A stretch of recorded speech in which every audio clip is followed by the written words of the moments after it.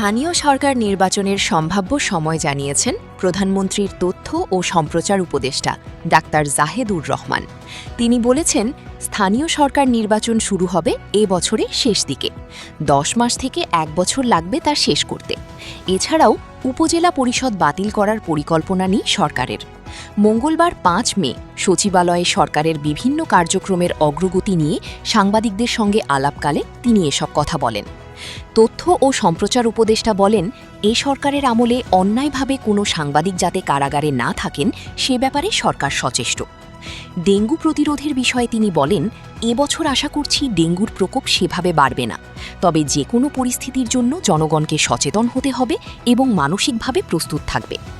এই উপদেষ্টা বলেন, স্থানীয় সরকার নির্বাচন শুরু হবে এ বছরের শেষ দিকে, আর 10 মাস থেকে 1 বছর লাগবে শেষ করতে। উপজেলা পরিষদ বাতিল করার পরিকল্পনা নেই সরকারের। স্থানীয় সরকার নির্বাচন এই বছরে শেষ হবে কি না জানতে চাইলে উপদেষ্টা বলেন, না, বলা হয়েছে যে নির্বাচনটা 10 মাস থেকে 1 বছর লাগবে শুরু হওয়ার পর। নির্বাচন শুরু হবে এই বছরের শেষের দিকে।